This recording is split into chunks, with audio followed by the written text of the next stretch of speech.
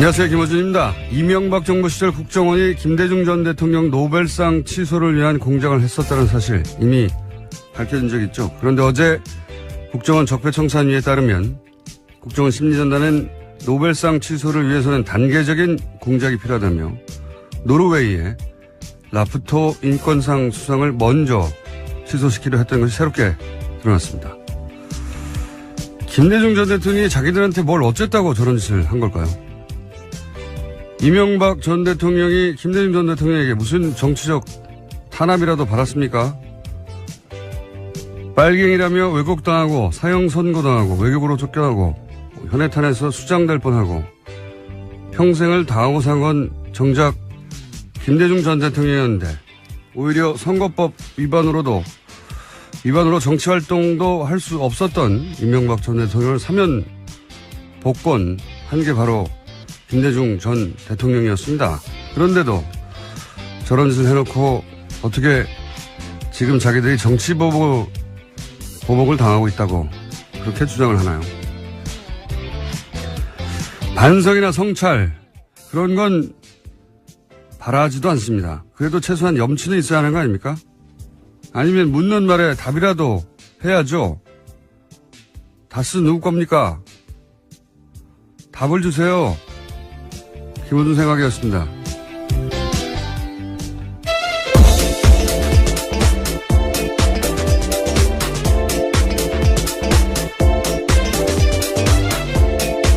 시사인의 김은지입니다. 다스는 누구 겁니까? 네, 어제 드디어 이시영 씨한테 기자들이 그 질문을 했습니다. 네. 했죠. 네. 했더니 답은 돌아오지 않았습니다. 네, 당황스러운 답변이. 네. 저랑은 상관없는. 근데 이 상관없다는 것이 마약 관련 때문에 조사를 받으러 가는 거기 때문에 그게 지금 상관이 없다고 하는 건지 아니면 정말로 다스가 본인과 상관이 없다고 하는 건지 답이 좀 애매모호한. 이와간 이제 묻기 시작했는데 답을 안 하고 있습니다. 네.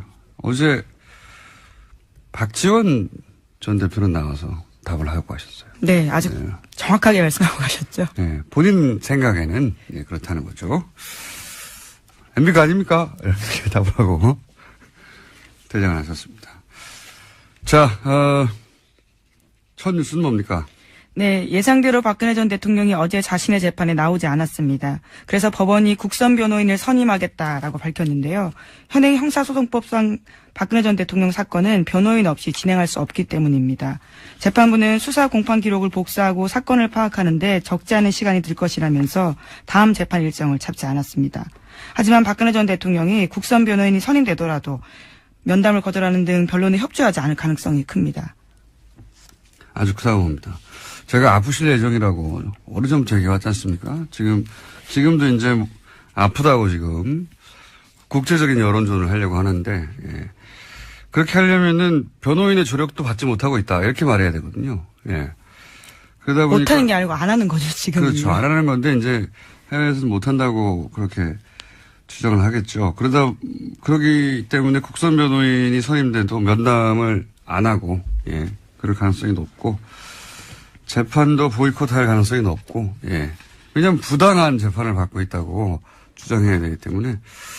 하지만 이거 실패합니다. 제가 네, 보기에는. 본인이 보이콧하더라도요, 재판은 진행될 수 있습니다. 걸석으로 진행이 되기 때문에요. 오히려 훨씬 더 불리할 가능성이 큽니다. 법리적으로는 불리한데, 이제 정치적 투쟁을 하는 거니까요. 여론전을 하고 있고. 그러니까 이제 본인도 없이 진행됐다. 뭐 이런 얘기도 할 것이고. 근데 이제 유엔이 바보가 아니에요. 예. 그리고 해외 언론도 금방 사실관계를 파악합니다. 왜냐하면 이런 일이 있으면 당연히 외무부에도 물어보고 하거든요. 공식 질의하고 기자들이. 그러면 이제 일반 전수사의 수감시설 보여주고 사진으로 보여주고 그다음에 박근혜 전 대통령이 누리고 있는 혜택들 쭉 얘기하고 사실대로 얘기해 주겠죠. 네, 어제 국감장에서도 굉장히 큰 화제였습니다. 노회찬 의원이 신문지에다 붙여놓고 현재 재소자들이 어떤 상황인지 그리고 박근혜 전 대통령과 비교해서 어떤지를 보여줬었거든요. 재소자들이 얼마나 좁은 데서 있는데 1인당 배정된 공간이 박근혜 전 대통령은 거의 10배 크기를 배정받고 있다. 퍼포먼스를 신문지 깔고 하셨죠. 그리고 끝나고 나서 바로 휴대폰으로 본인 이름을 검색해 보셨어요. 굉장히 많은 기사가 나왔습니다. 네. 창의적인 방식이죠. 사실 10마디보다 신문지 한 장에 깔아서 이렇게 좋은 공간이 있다라고. 동시에 이제 사실 우리나라의 그 다인실이라고 부르진 않지만. 여러 명이 있는 네. 방요. 열악하죠.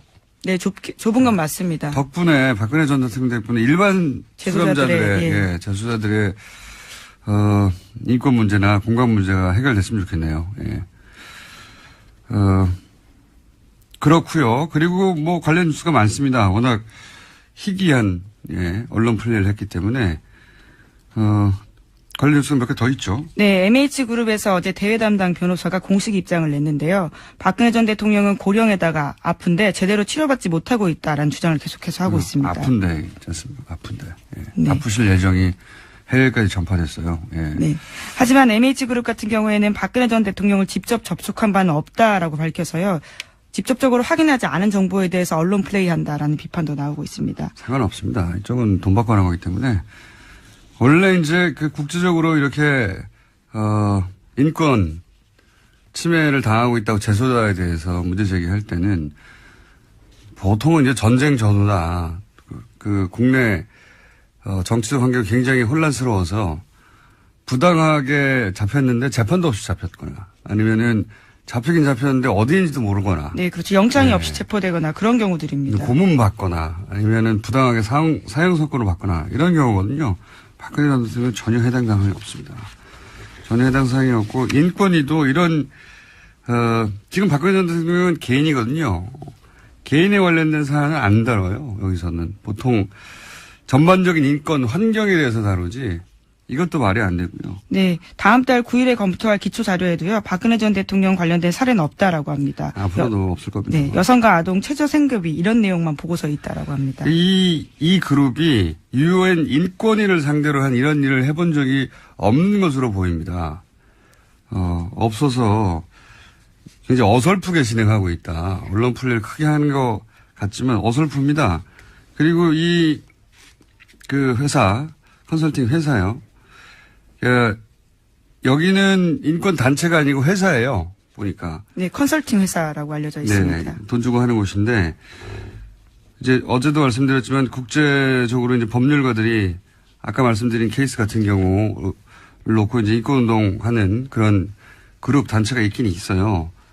유럽에 많이 있는데 일단 프랑스에 있는 사람들한테 사실 이런 운동하는 사람들 서로 다 알거든요. 예. 물어봤더니 모른다고 그래요. 예. 네덜란드 쪽에도 그런 그룹인데 모른다고 하고 제가 이분들하고 면담해 본 적이 있거든요. 영국도 물어봤으니 답이 오겠죠. 모를 겁니다 아마. 그쪽에서 일하는 사람들이 아니에요. 그러니까 돈 받고 일하는 사람들입니다. 그냥 돈 많이 줬을 것 같은데.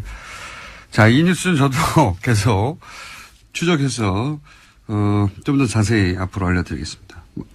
어쩌다 보니 제가 이 영역에서 일하는 사람들과 만나서 면담하고 일해본 적이 있습니다. 자, 다음 뉴스는요. 네, 어제 최순실 씨도요, 재판에 나와서 불만을 이야기했습니다. 자신이 인권 침해 당하고 있다는 취지의 주장을 같이 한 건데요. 또 자신이 지금은 약으로 버티지만 정신고문이나 고문이 있었다면 원비와 같은 사망 상태에 이를 정도로 견디기가 힘들다라고 주장했습니다. 또 검찰을 향해서는요, 딸 정유라 씨를 새벽에 남자 조사관이 데려간 건 성희롱에 해당한다라는 주장도 했습니다.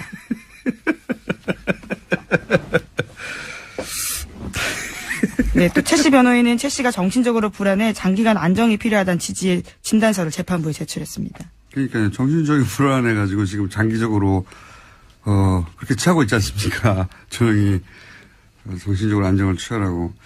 근데 이제 이런 말들을 보면요, 오토 원비어 이런 얘기도 하고 성희롱이다 이런 얘기도 하고 뭐랄까요? 저는 아무 말이나 막 하는 거거든요, 지금. 자기한테 유리하면 자기한테 유리하게만 일방적으로 해석해서. 저는 출소하면 다시 재기를 위해서, 명예회복과 부활을 위해서, 또 자기 재산을 위해서 엄청난 자산가잖아요. 밝혀진 것만 가지고도.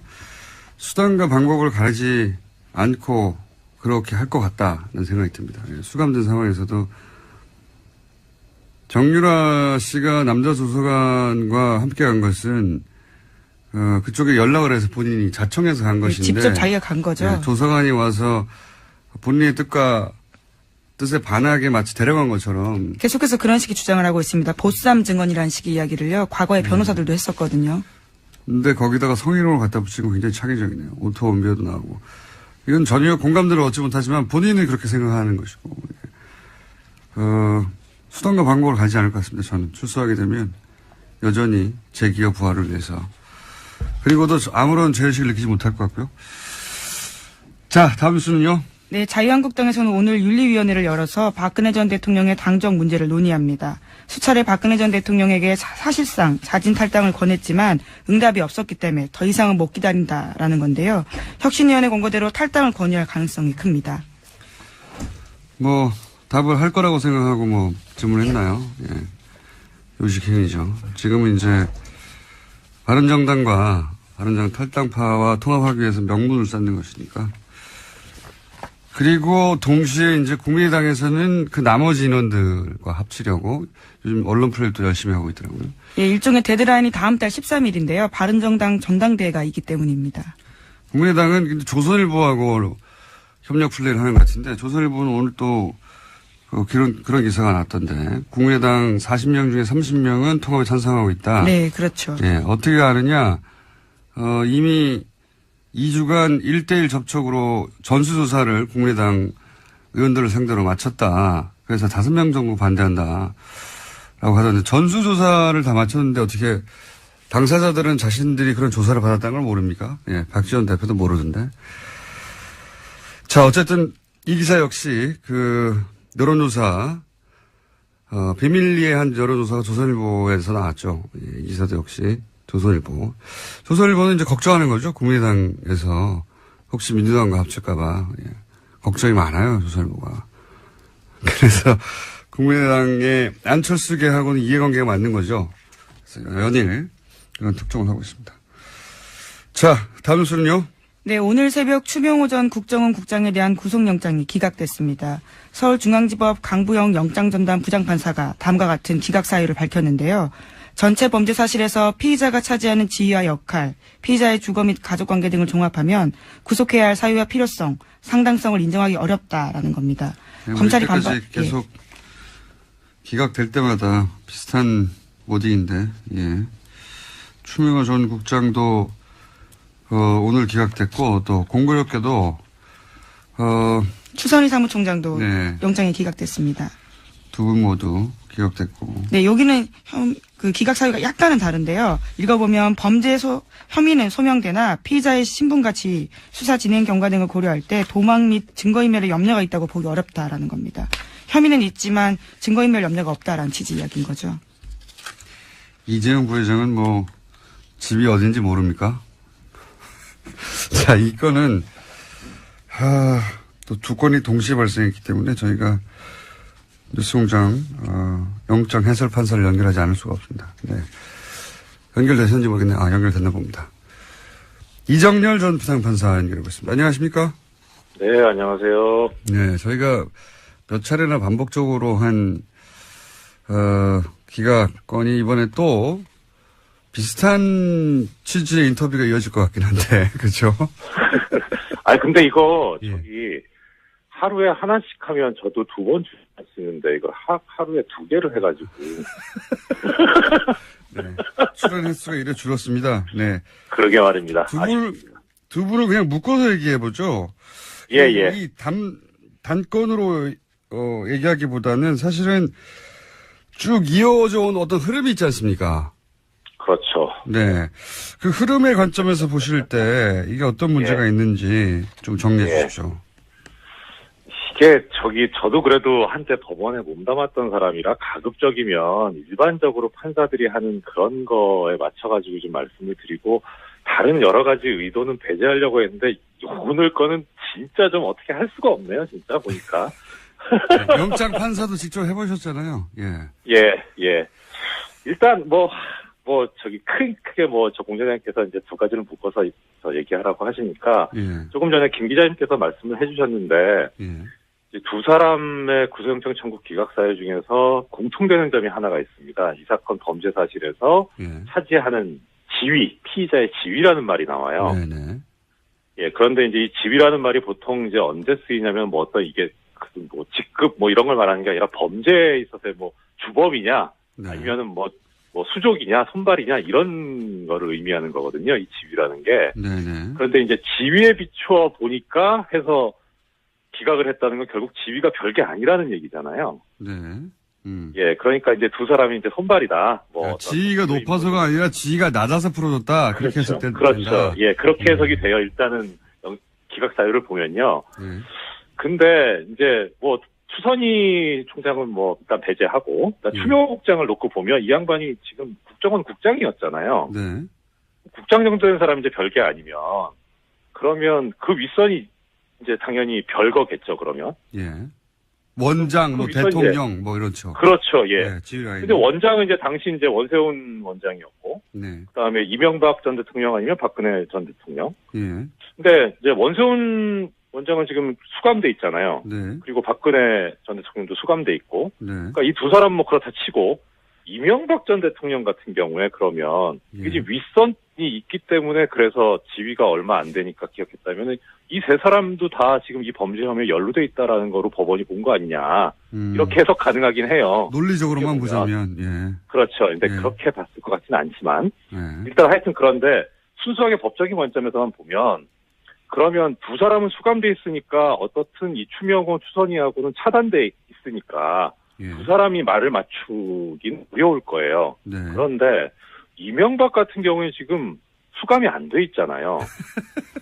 아, 그러면 그 논리들 한번. 예, 아니, 뭐 법논리입니다. 뭐 수감돼야 되냐 안 되냐 뭐 이걸 얘기하자는 게 아니라 네. 지위가 중요하지 그러니까 않다니까. 예. 예, 그러니까 언제든지 이 두 사람 접촉 가능한 상태에 있기 때문에 당연히 증거인멸의 우려가 있어요. 이런 경우에 이제 어떻게 법원에서 판단을 해왔냐면 영장 전담할 때 그 조사받지 않은 공범이 있다. 그러니까 증거인멸의 우려가 있다. 이렇게 봐왔거든요. 그러니까 조사받지 않은 공범이 있어요. 이명박 전 대통령이 아직 조사를 받은 바가 없잖아요. 네. 그러니까 증거인멸의 우려가 당연히 있는데 지위 때문에 증거인멸의 우려가 없다라고 봤다. 연결을 시키면 그건 명백히 부당한 거죠. 법논리로 또 하나는, 따지니까 그렇군요. 예, 예, 그렇죠. 그다음 또 하나 이제 도주 우려가 없다는 건데 네. 도주 우려가 없다는 것도 뭐 기존에 우리 수공장에서 여러 번 말씀드렸습니다만 도주 우려가 있다고 보는 경우가 언제냐면 대표적인 경우가 실형 선고가 예상되는 경우거든요. 이게 수감될 가능성이 있으니까 당연히 도망가지 않겠습니까? 이렇게 보는 거거든요. 객관적으로. 뭐 조금 전에 공장장님 이재용 피고인 얘기도 하셨는데 네. 뭐 개인적으로 어떻다 저렇다는 사실 크게 따지진 않아요. 왜냐하면 그렇게 되면 유전무죄 무전유죄가 돼버리니까 네. 객관적으로 좀 보자는 거죠. 근데 지금 이 사건에서 보면 내용이 뭐냐면은 이 공무원이 정치적 중립을 지켜야 되는데 이건 다른 법도 아니고 특별법이 있어요. 국정원법에 정치적 중립을 지키라고 예. 다른 일반법하고 달리 그럼 국정원 직원이 거기다 민간인이 공모 가공해가지고 민주주의의 근간을 흔들어버리는 여론조작을 해버린 거란 말이에요. 네. 상당히 중대한 범죄죠. 그러니까 근데 이게 별게 아니라고 본 거예요. 이럴 정도 가지고 실형 선고 안 된다는 거죠. 실형 선고가 예상될 정도의 중대한 범죄는 도주의 우려라고 우리가 있다고 생각해서 구속하는 게 통상적인 경우인데, 그렇죠. 예. 중대한 범죄가 아닌 걸로 봤다. 그렇지 않고서는, 이런 논리가 나올 수가 없다. 이런 말씀이시군요. 그렇죠. 그러면 이게 중대한 범죄가 아니라면 이거는 이 영장전담 판사들이 민주주의를 부정하는 세력이거나 아니면은 최소한 적어도 이쪽에 관련된 정치적인 입장과 견해를 같이 하는 거 아니냐라는 그런 의심이 들어요, 강하게. 더 나가서 지금 문제가 뭐냐면, 네. 잠깐만 나갔습니다. 추선희 총장 같은 경우는 뭐냐면, 오늘 말 욕심 많으시네요. 열받았어요. 추선희 총장 같은 경우 2천만 원 갈취도 있거든요. 예. 혐의가. 이거는요, 국정원법 위반을 떠나서요, 이 정도면은 뭐 합의가 됐는지 안 됐는지 모르겠는데, 이거 당연히 이거 실형 선고감이에요. 근데 이게 지금 아니라고 하는 거는 뭔가 이건 의도가 있는 거죠. 그렇게밖에 해석이 안 돼요. 지금 사실은 영장 판사들의 기각 이어져 온 사례가 하필이면 네. 이거 우병우 전 민정수 혹은 최순실 씨 라인 혹은 관련 소위 이제 국정농단 사건 관련해서 주요 피의자들이 계속 영장이 기각돼서 그게 사례가 하나 둘 있을 때까지만 하더라도 이제 조심스럽게 말을 했는데 명백한 흐름이 있다고 보여지지 않습니까? 그 정도 말해도 되는 거 아닙니까? 이 정도 되면? 뭐 정말 말도 말이지만 글이라도 하나 쓰고 싶네요, 정말. 그리고 이 추선이 그러니까 여기 결정적으로 추선이 2천만 원 갈지 거기가 저는 되게 컸어요. 이거는 뭐 있을 수가 없어요. 어떻게 이게 도주 우려가 없다고 보는 건지. 그렇기 때문에 추선희 씨가 만약에 그 사무총장이 아니었다면 이런 결과는 나오지 않았을 것이다라고 얘기할 수 해도 무방하지 않나 싶습니다. 사실 어버이연합 처음 문제됐을 때 네. 압수수색 한다고 했을 때 사무실 문 닫고 네. 뭐 자료 없애고 한 당사자예요. 그리고 본인이 모처에 있다고 연락이 안 되고 그게 도피 아닙니까? 그렇죠. 최소한 도주 우려가 있죠. 도주에 징후가 있는 거니까요. 그것도 뭐 개인적인 거긴 하지만 그건 이제 어떤 전력이기 때문에 일반적으로 얘기하는 뭐 주거가 명확하다 뭐 내지는 뭐 직업이 뭐 일정하다 뭐 이런 거하고 다른 문제거든요. 그렇게 시도를 한 바 있기 때문에 이것도 상당히 중요한 문제인데 그거에 대해서도 눈을 감았다는 거는 이게 어떤 의도가 있는 것 같다라고 하는 근거를 대자면 계속 될 수 있을 정도로 여러 가지가 나오는 거죠. 지금 공장장님 말씀하신 것도 하나의 근거고요. 알겠습니다. 저는 뭐 이 사안 하나하나를 디테일하게 따지는 것 이상으로 이게 이제 굉장히 이어져 온 흐름이라서 흐름의 관점에서 한번 짚어볼 필요가 있다 싶어서 말씀드렸는데 또 그걸 또 어찌나 논리적으로 말씀하시고 말 욕심도 많으신지. 오늘은 여기까지 하고요. 예, 저희가 사례를 총 다 모아가지고 한번 종합적으로 따지는 거 해볼까 합니다. 다음 주나 한번. 그때 한번 다시 모시겠습니다. 네, 알겠습니다. 네, 감사합니다. 지금까지 이정렬 전 부장판사였습니다. 자, 민의를 잠깐 짚어봤고요. 뉴스 한두 개 정도 더 할 시간이 있습니다. 예. 네, 아까 앞서 말씀드렸었는데요. 이명박 전 대통령의 아들 이시영 씨가 어제 검찰에 출석했습니다. 마약 투여 의혹을 제기했던 KBS 추정 60분 팀을 고소한 바가 있는데요. 이와 관련해서 조사를 받기 위해서 나온 겁니다. 근데 지금 모발 소변 검사 한번 나오나요? 네, 안 그래도 한겨레 신문이 오늘 아침에 보도한 바에 따르면요. 모발은 최대 1년, 소변은 일주일 정도 전까지만 나온다고 합니다. 그런데 해당 사건 같은 경우에는요. 2015년 9월 달에 일어난 일이거든요. 이게 지금 검사봐야 무슨 소용이 있나 싶은데. 뭐 여하간. 네. 그리고 고소고발을 할 거라면 그때 하지 지금 와서 하는지 뭐 그것도 의문이긴 한데 여하간 그렇게 조사를 받는데 기자들이 당연히 다스는 누구 겁니까 해당되는 질문을 했죠. 예. 네. 다스 의혹에 대해서 한 말씀 해달라라는 이야기도 했는데요. 이시영 씨는 지금은 사건과 상관이 없어서 죄송합니다라고 이야기하고 갔습니다. 이 사건이 다스라 의미하는 걸까요? 아니면 본인 사건을 의미하는 걸까요? 이와간 상관이 없어 죄송합니다라고 답을 안 하고 갔습니다. 네, 마약과 관련돼서는 굉장히 자세하고 세게 이야기했는데요. 이와 관련해서는 말을 하지 않고 간 겁니다. 사실상. 노무현 전 대통령 때, 전 대통령 관련해서 가족 관련 이런 의혹이 제기됐을 때 국내에 있는 모든 기자들이 봉화로 내려갔어요. 집 앞에 죽치고 망원경으로 땡겨서 찍고 이분들 왜 그렇게 주지 않았나요? 예. 그리고 여기 그때하고는 비교할 수 없는 정도의 액수와 규모와 구체적인 문서들이 나왔으면 당연히 이분들 집 앞에 가서 죽치고 있어야 되는 거 아니에요, 이제? 저는 그렇게 생각이 드는데 겨우 법원에 나왔을 때만 한 번 묻고 맙니까? 네, 뭐 검찰이긴 한데요. 검찰이군요. 네. 네. 이렇게 뭔가 중요한 얘기를 흥분해서 할 때는 다 끝난 다음에 지적을 해주세요. 네, 도움을 드리기 위해서 그렇습니다. 여하간 이 질문은 더 해야 한다. 왜 하지 않고 있냐. 이명박 전 대통령 찾아가서 물어보면 되잖아요. 기자들 다 아는데 어디 있는지. 왜 안 물어보는지 모르겠어요. 왜 안 물어보느냐. 이쪽은 거꾸로 고소고발을 할 수 있거든요. 힘도 있고. 그래서 안 하는 거라고 봅니다. 저는. 하셔야 한다. 자, 여기까지 하겠습니다. 지금까지 시사인의 김은지였습니다. 감사합니다. 최일구 앵커 아십니까? 네.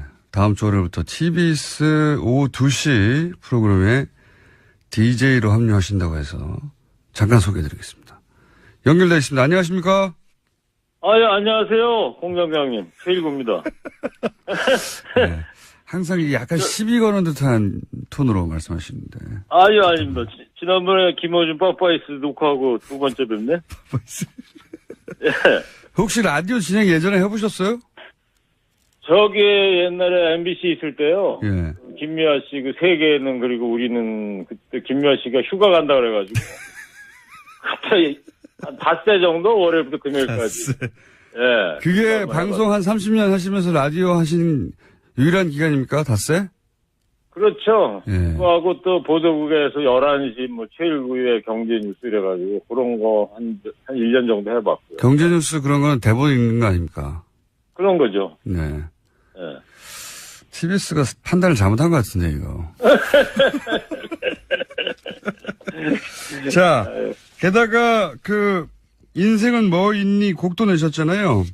그렇죠. 8월 네. 말에 인생 뭐 있니 전세아니 멀세 그런 노래 냈죠. 예.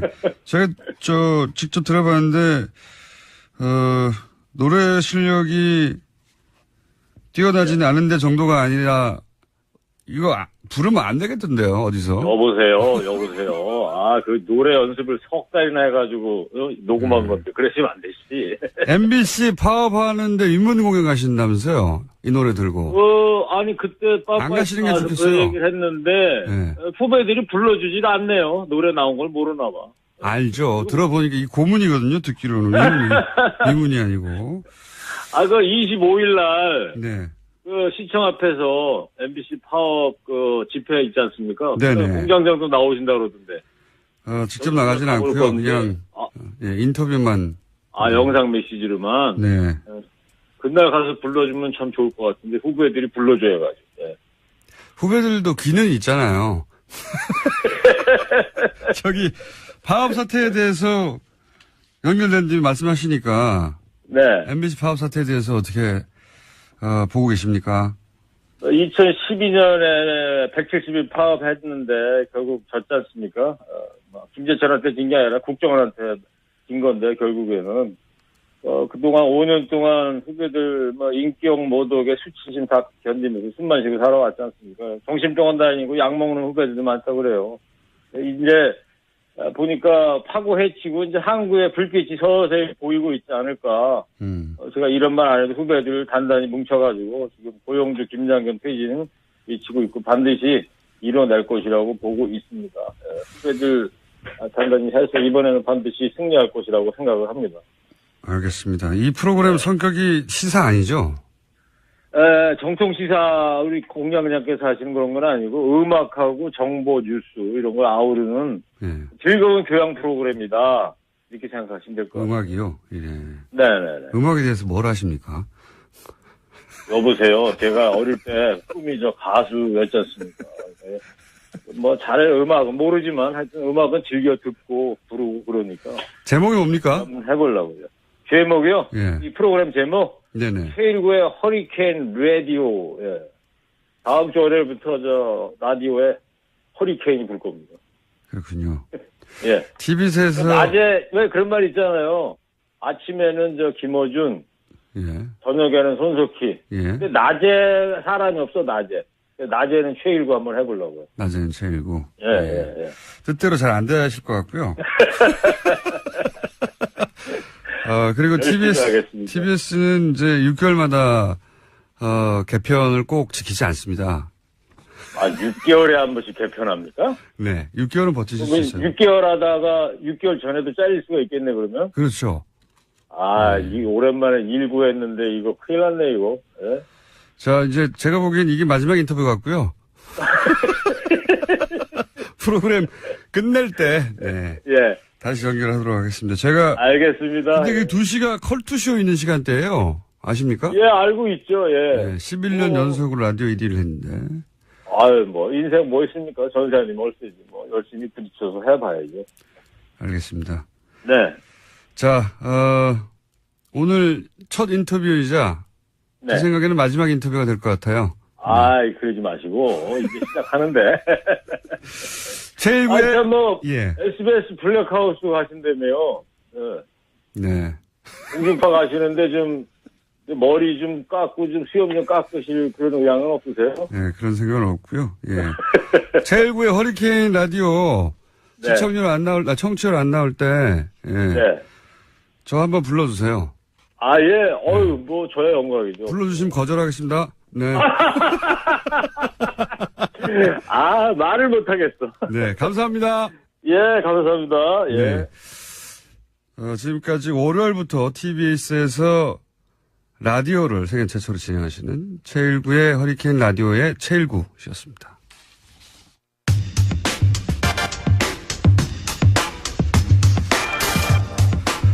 어제 국정감사에서 제2 롯데월드가 군사안보상 심각한 위험을 초래한다. 예, 이런 주장 나왔습니다. 더불어민주당 박범계 의원 전화 연결해 보겠습니다. 안녕하세요. 네, 안녕하세요. 저희가 먼저 섭외를 했습니까? 아니면 뉴스룸이 먼저 섭외를 했나요? 뉴스룸이 먼저 섭외했습니다. 네, 아닌 것 같은데. 아유, 저는 바른 사람입니다. 자, 꼭 인터뷰 잡고 나면 뉴스룸에 먼저 등장하시는 분들이 한두 분이 아니어가지고, 네, 저희도 네, 뉴스룸을 보다가 꺼버렸습니다, 어제. 그러셨나요? 자, 오늘 반나절 지났으니까 밤새 새로운 정보가 나오길 기대하는데, 우선 군사안보상 제2 롯데월드가 위험이 있다는 얘기는 사실 당시에도 나왔었습니다. 근데 국정감사에서 굉장히 자세히 무엇이 문제인지 조목조목 짚어주셨는데, 군사안보상 위험 정리를 좀 해주십시오. 어떤 게 있습니까? 네, 일단 제가 말씀드린 이런 위험 요소들은 네. 제가 군사안보상의 전문가도 아니고 제 전공도 아니기 때문에 제 개인적인 어떤 주관적인 입장이 아니고 네. 제가 평생을 공군에 계셨고 공군 참모총장까지 하셨던 또 그 당시 제1롯데월드 신축 승인 과정에서 반대를 했던 김은기. 예, 김은기 전 공군 참모총장을 제가 만나 뵙고 네네. 브리핑을 좀 받은 뒤에 그 의견에 기초한 거라는 말씀드립니다. 제1롯데월드는 555m에 123층짜리 잠실 석촌호수 주변에 있는 큰 건물이죠. 주변에는 그만한 건물들은 전혀 없습니다. 딱 한 건물만 우뚝 서 있는데 그 건물이 들어섬으로써 한마디로 전투기가 이착륙할 때, 특히 착륙을 할 때 쭉 패턴을 그리면서 궤적을 그리면서 이제 들어옵니다. 바로 일직선으로 들어오는 게 아니고요. 네. 그것을 이제 장주라고 표현하는 모양입니다. 공군에서는. 그래서 서쪽의 하늘을 이렇게 패턴을 그린 것을 서편장주, 동쪽의 패턴을 그린 것을 동편장주 이렇게 표현하는데요. 한마디로 제1롯데월드가 들어서게 되면서 성남 비행장의 서편장주가 못 쓰게 됐다. 이런 얘기입니다. 그렇게 된다면 유사시의 전투기라는 것은 일종의 적을 공격한다든지 또는 적의 공격을 피하기 위해서 일종의 생존을 위한 어떤 기동 영역을 확보해야 되거든요. 네. 그렇지 않습니까? 그래서 그걸 전문용어로 회피 기동이라고 한답니다. 네. 적의 공격을 피하기 위한 기동 영역, 어떤 일정한 어떤 바운더리를 확보를 해야 되는데 서편장주 부분, 즉 제1롯데월드 부분은 완전 쓸모가 없는 부분이기 때문에 제약을 받게 돼서 결국은 안보상에 큰 위험이 초래된다 이런 말씀입니다. 알겠습니다. 이 이야기는 사실 건설 당시에도 공군은 반대를 했었기 때문에 그런데 이제 그 반대 이후에 어떻게 승인이 되었는지 그 중간에 승인 과정은 저희가 잘 알 수가 없습니다. 근데 이 롯데월드 승인 과정의 문제점 뭐라고 보십니까? 예전 기사를 찾아보니까요. 네. 저희 당의 안규백 의원이 오랫동안 국방위만 많이 하시는 의원님이신데, 네. 그 당시 공군뿐만 아니라 한국공항운항학회라는 네네. 학회가 학회 연구 용역을 맡겠답니다. 정부가. 네네. 근데 그 정부가 맡긴 최종 검증 보고서에 중간 보고서에 있는 항목이 삭제됐다고 그래요. 그것이 바로 아까 제가 말씀드린 이 제1롯데월드가 건축되게 되면 서편 장주 확보가 어렵다. 네. 라는 그런 중간 보고서의 항목이 최종 보고서에는 없어졌다고 합니다. 그래서 쭉 보면 이게 1988년부터 롯데그룹이 신격호 회장을 중심으로 해서 일종의 수건사업, 가장 중요한 수건사업으로 진행이 되어 왔는데 김대중 정부, 노무현 정부에서 다 반대가 됐습니다. 그런데 이명박 대통령이 시장을 할 당시, 서울시장 당시에는 이것을 1차적인 승인을 했습니다. 그러나 최종적으로는 대통령인 노무현 대통령께서 반대를 해가지고 안 됐는데, 결국은 그런 이명박 시장이 대통령이 당선되자마자 적극 검토하라는 지시가 있었고, 청와대에서 아마 실무관 회의가 수차례 진행이 됐던 모양입니다. 당연히 공군은 반대 의견을 냈음에도 불구하고, 어찌됐든 김은기 총장이 경질된 이후에 이것이 전격적으로 건축이 승인이 되었습니다. 김은기 공군참모 당시 총장이 반대해서 경질됐을까요? 그럴 수도 있겠습니다. 얘기를 듣다 보니까. 이명박 대통령이 취임하자마자 군에 대한 인사를 했는데요. 예.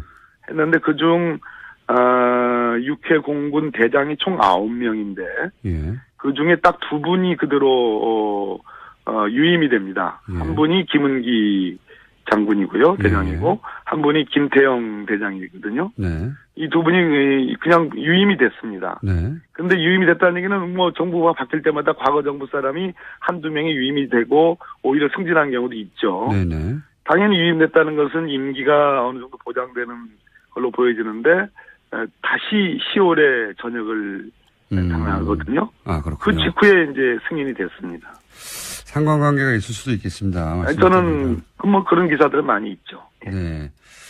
최근에 청와대 캐비넷에서 관련 문건이 발견됐다고 했는데 혹시 그 내용은 아십니까? 그런 문건이 발견됐다는 얘기는 전에 들었습니다. 그러나 내용은 네.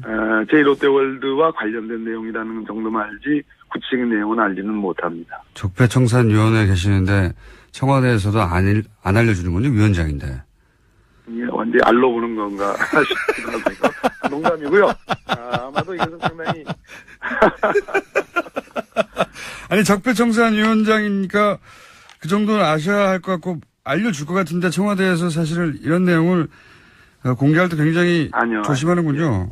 예. 이제 어제 제가 국정감사에서 문제 제기를 했고 이것이 공론화되면 저는 이것이 공개되지 않을 수 없다고 봐요. 예.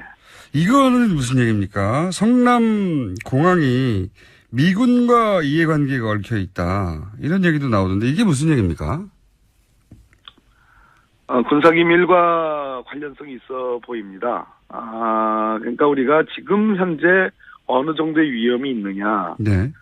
이런 관점이 아니라 우리가 만에 하나라도 비상시, 유사시 혹은 전쟁이 발발하는 경우 이런 경우를 가정할 수밖에 없거든요. 왜냐하면 성남 비행장은 민간 비행장이 아니고 휴전선에 가장 인접한 최북방 공군기지입니다. 네네. 더군다나 대한민국 1호기 즉 국가 원수의 전용기가 뜨고 내리는 곳이거든요. 네.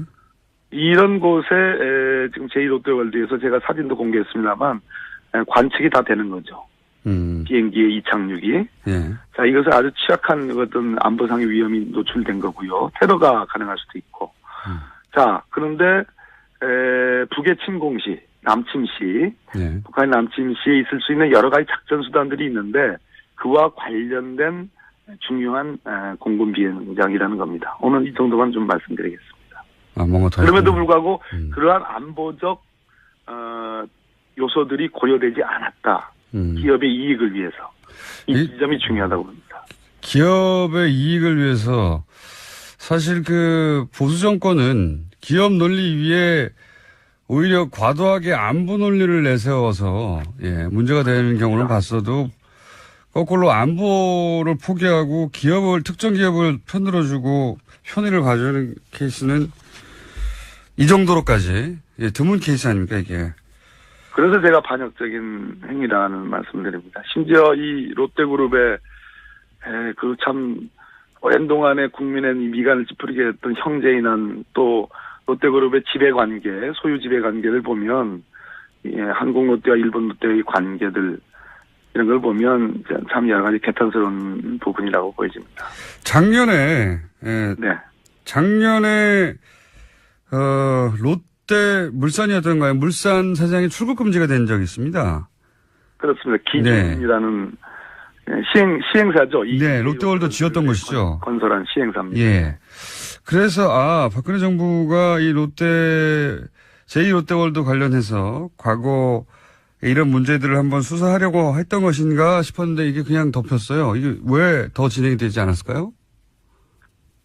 박근혜 정부 4년 동안 이런 속설들이 있었습니다. 이제 소문으로 무성했죠. 그러니까 박근혜 정부가 정부 차원에서 국민으로부터 인기가 떨어질 때 또는 정부의 신뢰성에 손상이 가고 뭐 이런저런 그럴 때 이명박 전 대통령 정부의 여러 가지 비리 의혹이나 문제점들을 파헤칠 것이다라는 그런 소문들이 꽤 오랫동안 지속이 되어 왔습니다. 아시죠? 네네, 그런 얘기 있었죠. 그런데 반대로 또 소문 중에는 또 이명박 정부 쪽에서 제가 이명박 대통령이라고 얘기하지 않습니다.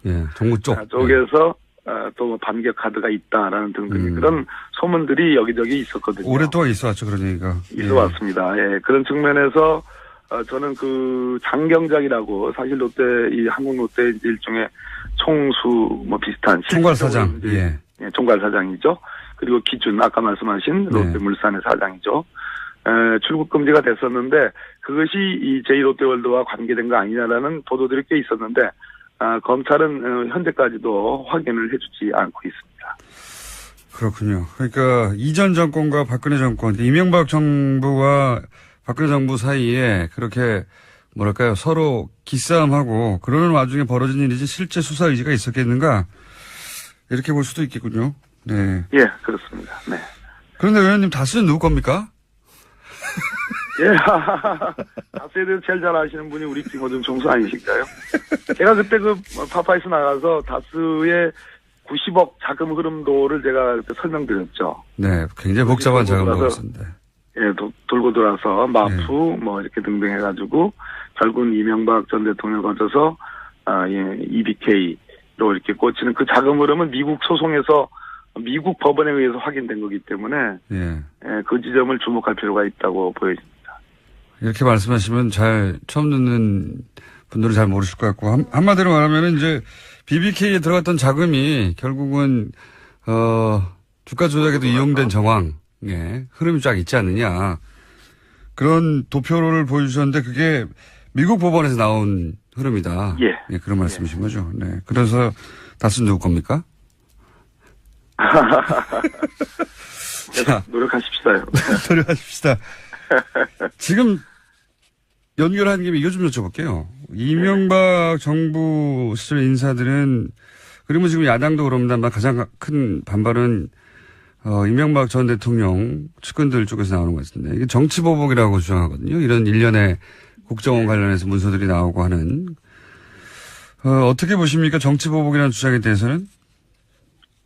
한마디로 참 일수에 붙일 얘기인데요. 스스로 너무나 잘 알 거라고 생각을 하고요. 하나하나 나오는 것마다 다 범죄 행위를 구성하고 있고 궁극적으로는 국가기관을 총동원해서 여론조작을 해서 결국 박근혜 정권이라는 쌍둥이 정권을 탄생시키는 거라고 보여지거든요. 그런 측면에서 지금 박근혜 국정농단과 무관할 수 없다. 그렇기 때문에 정치보복이라는 주장은 결국은 저는 말이 안 된다 이렇게 생각합니다. 지금 나오는 사안들 관련해서 결국 이명박 전 대통령이 검찰의 포토라인에 쓰긴 설까요? 어떻게 전망하십니까?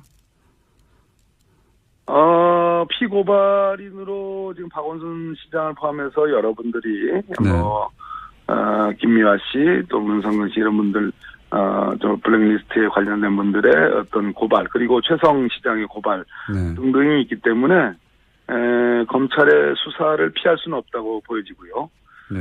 포토라인에 쓰는 것은 조금 더 기초조사를 좀 봐야 되는데요. 1차 관건은 김관진 안보실장이라고 보여지고요. 근데 약간의 먹구름이 좀 있습니다. 간밤에 추명호, 추선희, 추라인이 영장이 각각 기각이 됐거든요.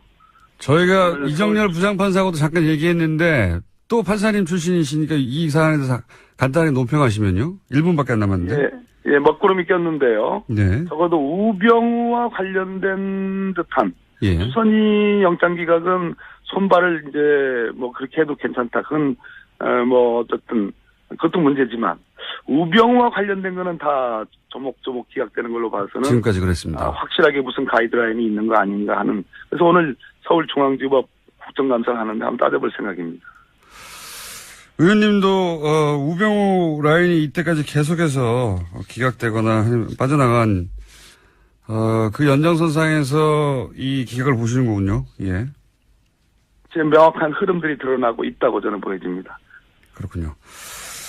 자, 의원님, 다음에 뉴스룸과 뉴스공장이 동시에 섭외가 올 때 뉴스룸에 제발 한 번만이라도 뉴스공장 일단 나간 다음에 나갈게요. 이렇게 말 좀 해주세요. 분명합니다. 예. 동시에 오지 않았고요. 선우가 분명합니다. 감사합니다. 사람이겠습니까? 네. 좋은 하루 되시오. 감사합니다. 지금까지 적폐청산위원장 박범계 의원이었습니다. 안 하는 건데 이제 해외에서는 못한다고 그렇게 주장을 하겠죠. 그러기 때문에 국선 변호인이 선임돼도 면담을 안 하고, 예, 그럴 가능성이 높고, 재판도 보이콧할 가능성이 높고, 예. 왜냐하면 부당한 재판을 받고 있다고 주장해야 되기 때문에.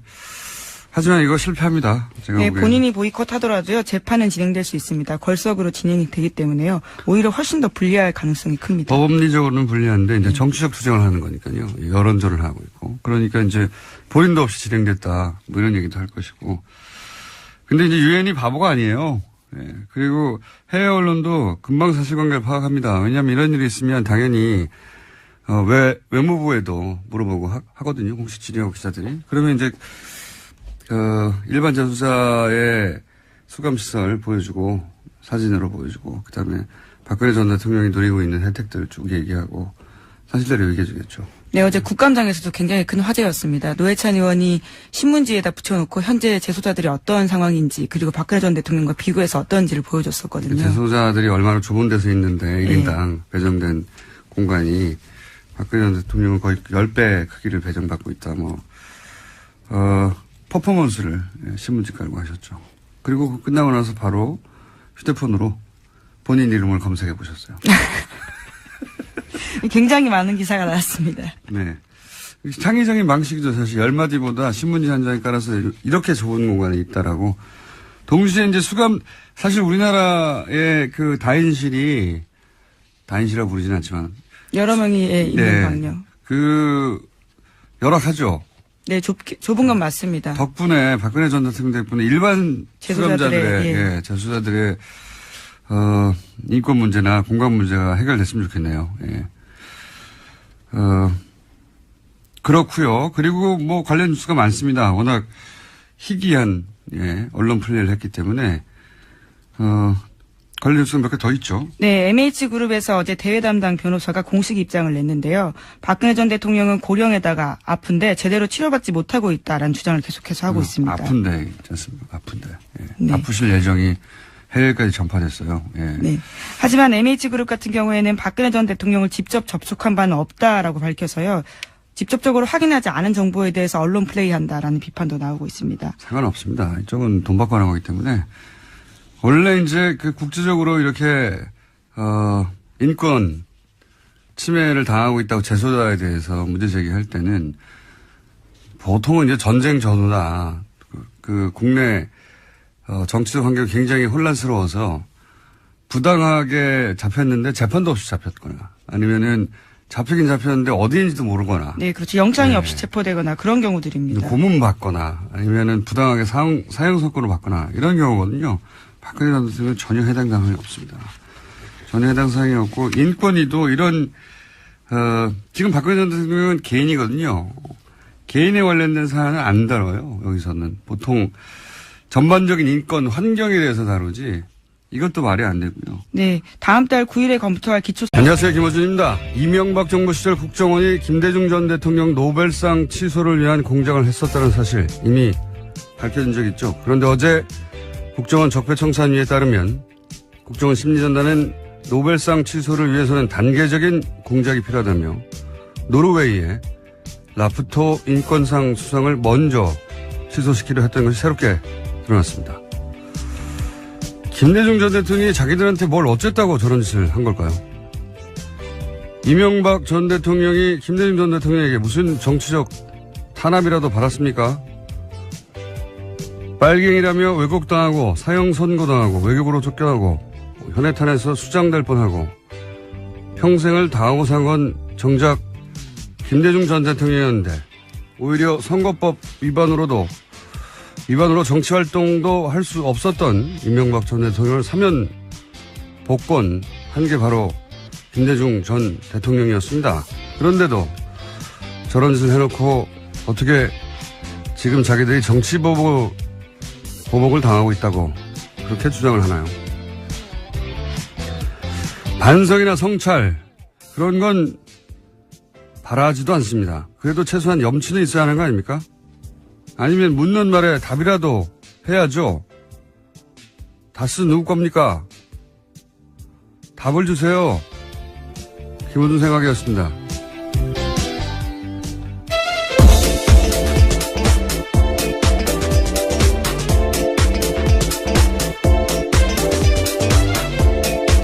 시사인의 김은지입니다. 다스는 누구 겁니까? 네, 어제 드디어 이시영 씨한테 기자들이 그 질문을 했습니다. 예. 했죠. 예. 네. 했더니 답은 돌아오지 예, 않았습니다. 당황스러운 답변이. 예. 저랑은 상관없는. 근데 이 상관없다는 것이 그 마약 관련 때문에 조사를 받으러 간 거였기 때문에 그게 지금 상관이 없다고 하는 건지 아니면 정말로 다스가 본인과 상관이 없다고 하는 건지 답이 좀 애매모호한. 이와간 이제 묻기 시작했는데 답을 안 하고 있습니다. 네. 어제 박지원 전 대표는 나와서 답을 하고 가셨어요. 네, 아주 정확하게 말씀하고 가셨죠. 네, 본인 생각에는 그렇다는 거죠. MB가 아닙니까? 이렇게 답을 하고 대장을 하셨습니다. 자, 첫 뉴스는 뭡니까? 네, 예상대로 박근혜 전 대통령이 어제 자신의 재판에 나오지 않았습니다. 그래서 법원이 국선 변호인을 선임하겠다라고 밝혔는데요. 현행 형사소송법상 박근혜 전 대통령 사건은 변호인 없이 진행할 수 없기 때문입니다. 재판부는 수사 공판 기록을 복사하고 사건을 파악하는데 적지 않은 시간이 들 것이라면서 다음 재판 일정을 잡지 않았습니다. 하지만 박근혜 전 대통령이 국선 변호인이 선임되더라도 면담을 거절하는 등 변론에 협조하지 않을 가능성이 큽니다. 아주 크다고봅니다. 제가 아프실 예정이라고 오래전부터 얘기해왔지 않습니까? 지금도 이제 아프다고 지금 국제적인 여론전을 하려고 하는데, 예. 그렇게 하려면은 변호인의 조력도 받지 못하고 있다. 이렇게 말해야 되거든요. 예. 그러다 보니까. 못하는 게 아니고 안 하는 거죠, 지금. 그렇죠. 두 분을 그냥 묶어서 얘기해보죠.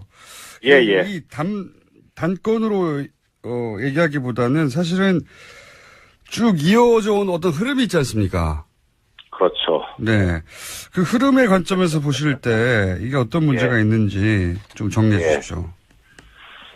이게 저도 그래도 한때 법원에 몸담았던 사람이라 가급적이면 일반적으로 판사들이 하는 그런 거에 맞춰가지고 좀 말씀을 드리고 다른 여러 가지 의도는 배제하려고 했는데 오늘 거는 진짜 좀 어떻게 할 수가 없네요. 진짜 보니까. 영장 판사도 직접 해보셨잖아요. 예. 예. 일단 크게 저 공장장님께서 이제 두 가지를 묶어서 얘기하라고 하시니까 조금 전에 김 기자님께서 말씀을 해주셨는데 이제 두 사람의 구속영장 청구 기각 사유 중에서 공통되는 점이 하나가 있습니다. 이 사건 범죄 사실에서 차지하는 지위, 피의자의 지위라는 말이 나와요. 네네. 예, 그런데 이제 이 지위라는 말이 보통 이제 언제 쓰이냐면 어떤 이게 직급 이런 걸 말하는 게 아니라 범죄에 있어서의 주범이냐 아니면은 수족이냐, 손발이냐, 이런 거를 의미하는 거거든요, 이 지위라는 게. 네네. 그런데 이제 지위에 비추어 보니까 해서 기각을 했다는 건 결국 지위가 별게 아니라는 얘기잖아요. 네. 예, 그러니까 이제 두 사람이 이제 손발이다.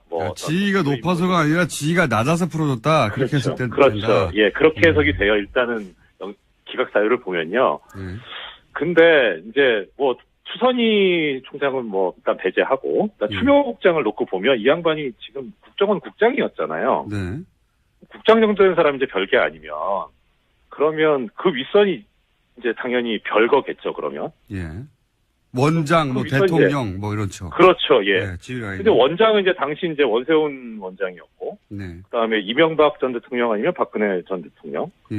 근데 이제 원세훈 원장은 지금 수감돼 있잖아요. 네. 그리고 박근혜 전 대통령도 수감돼 있고. 네. 그러니까 이 두 사람 그렇다 치고 이명박 전 대통령 같은 경우에 그러면 예. 이게 윗선이 있기 때문에 그래서 지위가 얼마 안 되니까 기억했다면 이 세 사람도 다 지금 이 범죄 혐의에 연루돼 있다라는 거로 법원이 본 거 아니냐.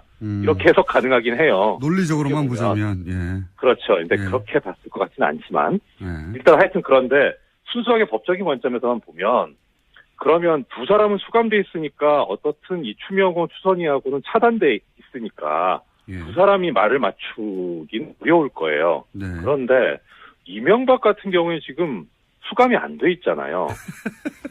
아, 그러면 그 논리들 한번. 예, 아니 뭐 법논리입니다. 뭐 수감돼야 되냐 안 되냐 뭐 이걸 얘기하자는 게 아니라 예. 지위가 중요하지 그러니까 언제든지- 않다니까. 예. 예, 그러니까 언제든지 이 두 사람 접촉 가능한 상태에 있기 때문에 당연히 증거인멸의 우려가 있어요. 이런 경우에 이제 어떻게 법원에서 판단을 해왔냐면 영장 전담할 때 조사받지 않은 공범이 있다. 그러니까 증거인멸의 우려가 있다. 이렇게 봐왔거든요. 그러니까 조사받지 않은 공범이 있어요. 이명박 전 대통령이 아직 조사를 받은 바가 없잖아요. 네. 그러니까 증거인멸의 우려가 당연히 있는데 지위 때문에 증거인멸의 우려가 없다라고 봤다. 연결을 시키면 그건 명백히 부당한 거죠. 자료에도요, 박근혜 전 대통령 관련된 사례는 없다라고 합니다. 앞으로도 없을 겁니다. 네, 여성과 아동 최저 생급이 이런 내용만 보고서에 있다라고 합니다. 이 그룹이 UN 인권위를 상대로 한 이런 일을 해본 적이 없는 것으로 보입니다. 없어서 굉장히 어설프게 진행하고 있다. 언론 플레이를 크게 하는 것 같지만 어설픕니다. 그리고 그 회사, 컨설팅 회사요. 여기는 인권 단체가 아니고 회사예요. 보니까. 네, 컨설팅 회사라고 알려져 있습니다. 네네. 돈 주고 하는 곳인데 이제 어제도 말씀드렸지만 국제적으로 이제 법률가들이 아까 말씀드린 케이스 같은 경우를 놓고 이제 인권운동 하는 그런 그룹 단체가 있긴 있어요. 유럽에 많이 있는데 일단 프랑스에 있는 사람들한테 사실 이런 운동하는 사람들 서로 다 알거든요. 예. 물어봤더니 모른다고 그래요. 예. 네덜란드 쪽에도 그런 그룹이 있는데 모른다고 하고 제가 이분들하고 면담해 본 적이 있거든요. 영국도 물어봤으니 답이 오겠죠. 모를 겁니다 아마. 그쪽에서 일하는 사람들이 아니에요. 그러니까 돈 받고 일하는 사람들입니다. 그냥 돈 많이 줬을 것 같은데. 자, 이 뉴스는 저도 계속 추적해서 좀 더 자세히 앞으로 알려드리겠습니다. 어쩌다 보니 제가 이 영역에서 일하는 사람들과 만나서 면담하고 일해본 적이 있습니다. 자, 다음 뉴스는요. 네, 어제 최순실 씨도요, 재판에 나와서 불만을 이야기했습니다. 자신이 인권 침해 당하고 있다는 취지의 주장을 같이 한 건데요.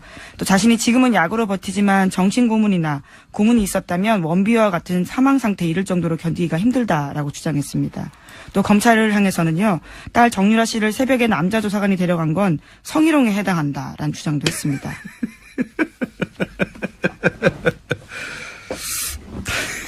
네, 또 최 씨 변호인은 최 씨가 정신적으로 불안해 장기간 안정이 필요하다는 취지의 진단서를 재판부에 제출했습니다. 그러니까 정신적인 불안해가지고 지금 장기적으로 그렇게 취하고 있지 않습니까? 조용히 정신적으로 안정을 취하라고. 근데 이제 이런 말들을 보면요, 오토 원비어 이런 얘기도 하고 성희롱이다 이런 얘기도 하고 뭐랄까요? 저는 아무 말이나 막 하는 거거든요, 지금. 자기한테 유리하면 자기한테 유리하게만 일방적으로 해석해서. 저는 출소하면 다시 재기를 위해서, 명예회복과 부활을 위해서, 또 자기 재산을 위해서 엄청난 자산가잖아요. 밝혀진 것만 가지고도. 수단과 방법을 가리지 않고 그렇게 할 것 같다는 생각이 듭니다. 수감된 상황에서도 정유라 씨가 남자 조사관과 함께 간 것은 그쪽에 연락을 해서 본인이 자청해서 간 것인데 직접 자기가 간 거죠. 네, 조사관이 와서 본인의 뜻에 반하게 마치 데려간 것처럼 계속해서 그런 식의 주장을 하고 있습니다. 보쌈 증언이라는 식의 이야기를요. 과거에 변호사들도 했었거든요. 근데 거기다가 성희롱을 갖다 붙이고 굉장히 창의적이네요. 오토 원비어도 나오고. 이건 전혀 공감대를 얻지 못하지만 본인은 그렇게 생각하는 것이고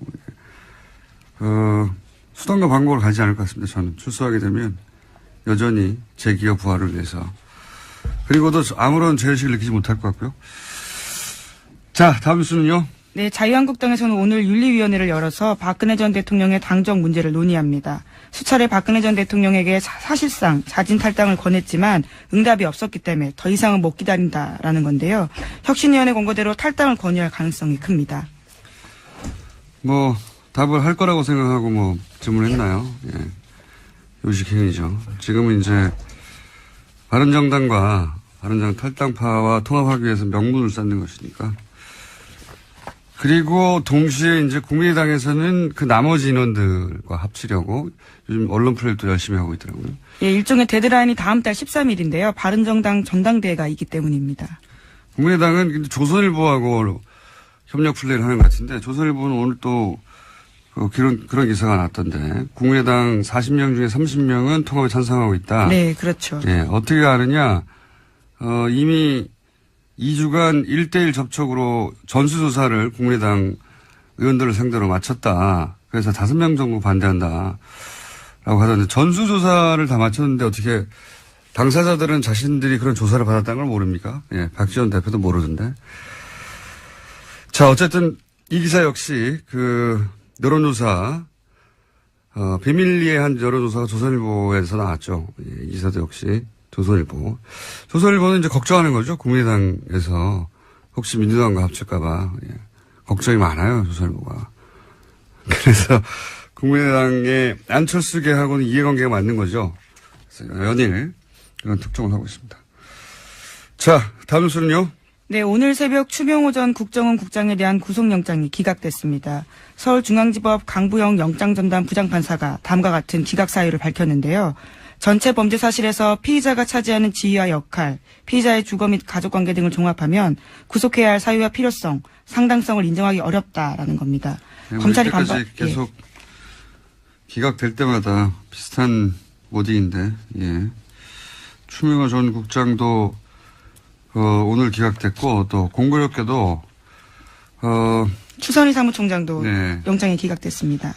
두 분 모두 기각됐고. 네, 여기는 기각 사유가 약간은 다른데요. 읽어보면 혐의는 소명되나 피의자의 신분같이 수사 진행 경과 등을 고려할 때 도망 및 증거인멸의 염려가 있다고 보기 어렵다라는 겁니다. 혐의는 있지만 증거인멸 염려가 없다라는 취지 이야기인 거죠. 이재용 부회장은 뭐 집이 어딘지 모릅니까? 자, 이 건은 또 두 건이 동시에 발생했기 때문에 저희가 뉴스공장 영장 해설 판사를 연결하지 않을 수가 없습니다. 네. 연결되셨는지 모르겠네요. 연결됐나 봅니다. 이정열 전 부장판사 연결해 보겠습니다. 안녕하십니까? 네, 안녕하세요. 네, 저희가 몇 차례나 반복적으로 한 기각 건이 이번에 또 비슷한 취지의 인터뷰가 이어질 것 같긴 한데, 그렇죠? 아니 근데 이거 예. 하루에 하나씩 하면 저도 2번 출연할 수 있는데 이거 하루에 2개를 해가지고. 네. 출연 횟수가 이래 줄었습니다. 네. 그러게 말입니다. 두 분